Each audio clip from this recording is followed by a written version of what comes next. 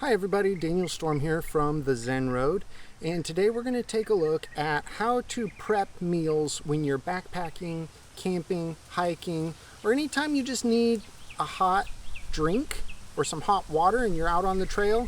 This is a fantastic way to do it, so let's take a look.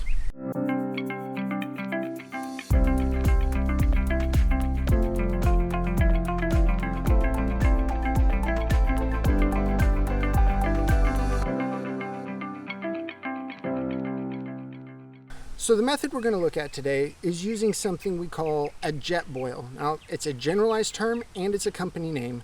I'm not affiliated with them. I'm not getting any kickbacks from this, but I do think they make a fantastic product. So the one I have with me today that we're going to take a look at, and this thing I've taken on several camping and backpacking trips, and it has been phenomenal. Super easy to use, lightweight to bring in my gear, and just works without fail every single time. So let's break down how to use this and how you can get the most out of it. So first of all, you need two extra things besides just this to make your Jetboil work. All right, so you need a fuel source, which comes in a can that looks something like this. You can get smaller ones as well if you're not going to be out for long. You want to save space or weight. This is about the largest size they make, and you can get, what does it say, about 108 boils of water off of this. So small can comparatively, look at that, it's about the same size, a little bit smaller, but you can get 108 boils. So if you're camping and you need one boil per meal, that's 108 meals that you can get from one fuel source right here, which is phenomenal. All right, the other thing you need is you need water. All right, so this is my water bottle with a filter built into the lid. I love this thing. I suggest if you go camping or hiking or backpacking, you need to have a way to drink safe, clean water so you don't get sick. All right, so let's take a look at what it takes to set up your Jetboil for use. So the Jetboil itself has these handles that can lay flat. You'll want to pull those out. They're insulated, makes an easy way to hold it and use it when you're boiling your water, pouring it, or it even has a handy spout on this lid for if you're going to make tea or instant coffee in there for drinking. So it works great for that. Well, let's go ahead and take a look on the inside because it's quite ingenious and compact how they put this together. Inside the lid, we have a little stand. And this is not for the Jetboil itself, but is in fact for your fuel source. So it's round and you don't want it to tip over. So these legs that are included in the Jetboil offer some added stability at 3 points to make it good and stable. It's going to take quite a bit to rock that over and make it fall down. All right. Also inside we have this fabric bag that holds your actual heating element for your Jetboil. All right. So if we take that out, it's a very simple concept here. All right, we got the handle here. This is your fuel control. All right, so this will screw onto the lid here. Let's take this cover off. It'll screw on to your fuel source here with those threads. And then just like a gas grill, it's got this little turn knob. You can control the flow of fuel. Then it also has this button here that you can push that will activate the igniter, a little spark, so we can get that fuel actually burning. So the cool thing is you don't need to carry an extra lighter or matches or a method of making fire. It's all built into this unit right here. Okay, so let's go ahead and screw this on. As we screw it on, there will be a slight hiss as that pin is pushing its way into the fuel point. You just keep going and get it screwed on nice and tight. Just like that. Now you don't want to over tighten it, right? Because this is aluminum, you will shred it out. So as long as it's firm, stable, solid, it's not leaking any fuel, you're good to go. All right.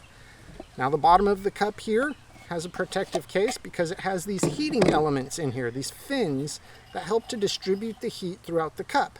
So the flame that you see is going to come up here, it's going to hit here, spread to these fins, which are going to help increase the heat flow up the sides of the cup. And that's what makes them work so efficiently and so well, is it's not just heating the center part where the fuel is, it's spreading that heat over the entire cup. All right, so we're going to go ahead. There's 2 pinpoints here and here where it'll line up and latch into place. Just go ahead and put that on. And then again, just turn it. It latches it into place. Now on the inside of the cup, they've actually made a graduated measurer where you can see the different levels as you fill it up with water.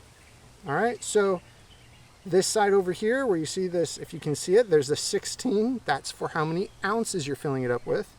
And on this side is for how many liters. So 16 ounces, which is 2 cups, is a little bit less than half a liter. They're very close in measurement, all right? So most of the dehydrated meals that I've used and come across end up using usually 2 cups of water to make them, all right? So that's 16 ounces. That's why that's the common mark in there. I'm gonna take my water source and we're going to squirt in 2 cups of water. Again, this is nicely filtered, so I don't have to worry about any of the bacteria or anything that might have been from the source that I got my water from. All right, so before we start this, I'm going to put the lid back on. All right, and we're going to start this up. Let me pull up a timer here real quick, though, so we can time just exactly how long it takes for it to boil. All right, so let's get it started. We're going to turn this fuel key here. You can kind of hear the fuel. We'll push the button on this side over here, and it's lit. I'm going to go ahead and turn that up. Get a nice good roar going there. And let's start the timer and see how long this takes to boil 2 cups of water.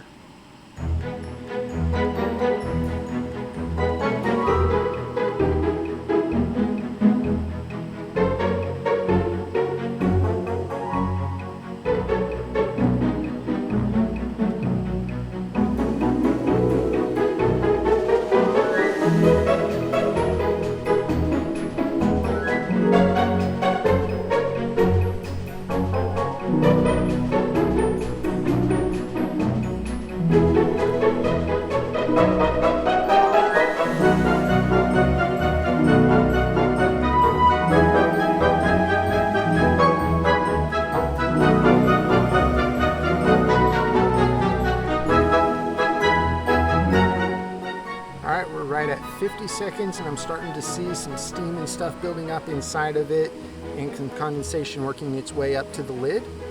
So let's see how much longer we need before it's going to start boiling here.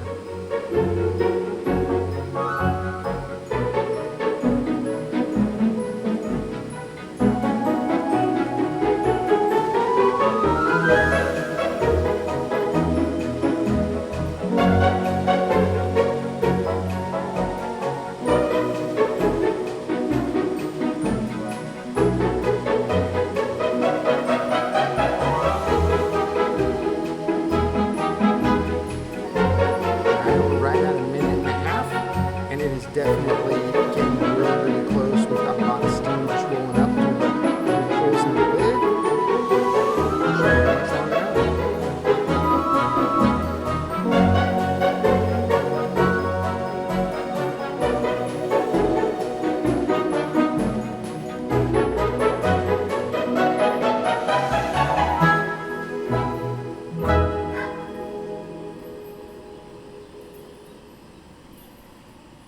All right, I'm at 2:05, 2 minutes and 5 seconds, and it started boiling in there.